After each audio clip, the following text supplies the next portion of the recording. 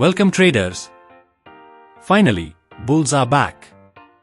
कल के trading session यानी 19 नवंबर को मार्केट ने कमाल कर दिया। सुबह लग रहा था कि मार्केट टूट जाएगा, लेकिन बाद में एक स्ट्रॉन्ग वी शेप रिकवरी आई और निफ्टी ने साइकोलॉजिकल लेवल 26,000 को वापस जीत लिया। आज 20 नवंबर के प्री मार्केट सेशन में क्या हो सकता है? क्या ये तेजी आज भी टिकेगी या रशिया यूक्रेन की टेंशन और यूएस मार्केट का प्रेशर फिर से डोमिनेट करेगा? ये सब हम डिटेल में डिकोड करेंगे। सबसे पहले ग्लोबल मार्केट्स पर नजर डालते हैं। यूएस मार्केट्स कल रात मिक्स्ड क्लोज हुए। डो जोन्स और SP 500 थोड़े प्रेशर में था, लेकिन नस्दाक ने हल्की रिकवरी दिखाई क्योंकि सबको एनवीडिया के अर्निंग्स का इंतजार है। रशिया यूक्रेन टेंशन अभी भी ग्लोबल सेंटिमेंट को अफेक्ट कर रहा है, जिसके वजह से क्रूड ऑयल और गोल्ड में वॉलेटिलिटी देखने को मिल रही है। यूरोपियन मार्केट्स में स्टॉक्स 50 ने पॉजिटिव क्लोज दिया। गिफ्ट निफ्टी भी अभी मॉर्निंग सेशन में पॉजिटिव ट्रेड करता नजर आ रहा है, अराउंड 26,070 लेवल्स, जो इंडिकेट करता है कि इंडियन मार्केट में फ्लैट टू पॉजिटिव ओपनिंग हो सकती है।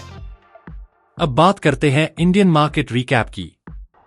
कल यानी 19 नवंबर को निफ्टी 142 पॉइंट्स यानी लगभग 0.55% चढ़कर 26,052 पार क्लोज हुआ। सेंसेक्स भी 513 पॉइंट्स यानी 0.6% के आसपास बढ़कर 85,186 पार बैंड हुआ।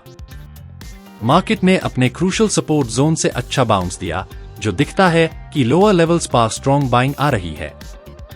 साथ हाई निफ्टी का RSI इंडिकेटर 64 क्रॉस कर चुका है, जो क्लियर साइन है कि मार्केट का मोमेंटम पॉजिटिव डायरेक्शन में मूव कर रहा है। अगर हम कल के गेनर्स और लूजर्स की बात करें तो सबसे ज्यादा एक्टिविटी 80 और हेल्थ केयर स्टॉक्स में देखने को मिली। मैक्स हेल्थ केयर 4.3% चढ़कर टॉप परफॉर्मर रहा। HCL टेक और इन्फोसिस भी 4.2% और 3.7% के तेजी के साथ 80 रैली को लीड करते नजर आए। विप्रो और TCS ने भी 80 सेक्टर को स्ट्रॉन्ग सपोर्ट दिया। दूसरी तरफ ऑटो और मेटल्स सेक्टर में वीकनेस देखने को मिली। Tata Motors passenger vehicle segment 2.8% गिरकर लूजर लिस्ट में रहा। कोल इंडिया पार 1.2% की प्रॉफिट बुकिंग आई। मारुति सुजुकी और बजाज फाइनेंस भी थोड़े वीक बैंड हुए। 80 सेक्टर में ग्लोबल टेक राउट की वजह से प्रेशर बना रहा। बैंक निफ्टी में भी RSI 70 के ऊपर जा चुका है, जिसे स्लाइटली ओवरबॉट कंडीशन और प्रॉफिट बुकिंग की पॉसिबिलिटी बढ़ गई है। अब आते हैं सबसे इंपॉर्टेंट पार्ट पर FII और DII data. Foreign institutional investors कल भी सेलिंग मोड में था। उन्होंने लगभग 728 करोड़ रुपए की नेट सेलिंग की। नवंबर मंथ में FIIs की टोटल सेलिंग 18,620 करोड़ तक पहुंच चुकी है। लेकिन DIIs यानी डोमेस्टिक इंस्टीट्यूशनल इन्वेस्टर्स मार्केट के असली हीरो बेन ह्यू है। उन्होंने कल लगभग 6,156 करोड़ रुपए की हैवी बाइंग की। पिछले वीक भी DIIs ने 8,461 करोड़ रुपए की स्ट्रॉन्ग इनफ्लो दिया, जो मार्केट को सॉलिड सपोर्ट दे रहा है। जब तक DIIs ऐसे बाय कर रहे हैं, मार्केट में कोई बड़ा क्रैश आना मुश्किल है, क्योंकि वो FIIs की सेलिंग को पूरी तरह अब्सॉर्ब कर रहे हैं। सेक्टर वाइज देखें तो PSU बैंक्स, एनर्जी, फाइनेंशियल्स और ऑटो स्टॉक्स स्ट्रॉन्ग परफॉर्म कर रहे हैं। 80 और मेटल्स सेक्टर में प्रेशर जारी है।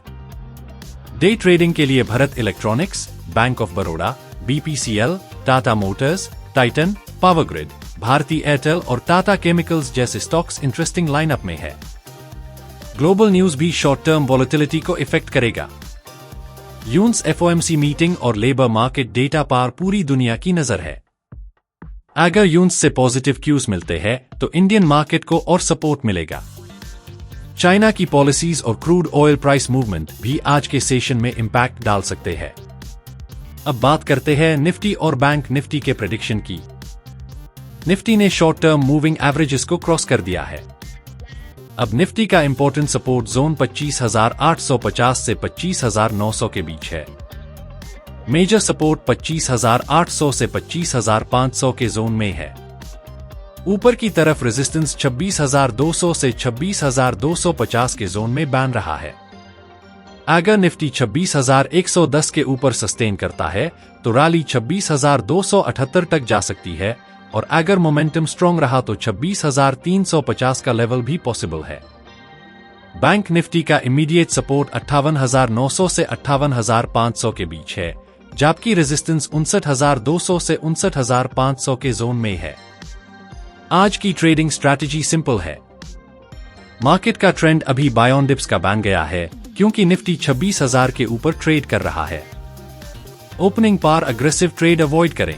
पहले 15 मिनट मार्केट ऑब्जर्व करें। अगर निफ्टी 26,000 के ऊपर सस्टेन करता है तो लॉन्ग साइड या कॉल ऑप्शन का ट्रेड बन सकता है। पीएसयू बैंक्स और फाइनेंशियल स्टॉक्स पर फोकस रखें। एटी सेक्टर में वीकनेस के कारण थोड़ा कॉशियस रहना होगा। वॉलेटिलिटी ज्यादा एक्सपेक्टेड नहीं है, लेकिन यूएस डेटा सेंटिमेंट को कभी भी चेंज कर सकता है, इसलिए अलर्ट रहना जरूरी है। तो दोस्तों, आज का दिन वीकली एक्सपायरी के करीब होने की वजह से थोड़ा वॉलेटाइल हो सकता है। एटी स्टॉक्स और रशिया की न्यूज पर नजर बनाए रखें। अगर आपको ये डिटेल्ड एनालिसिस पसंद आया हो तो वीडियो को लाइक जरूर करें और कमेंट में बताएं, क्या निफ्टी आज 26,200 टच करेगा? Yes or no? Happy trading. See you in the market.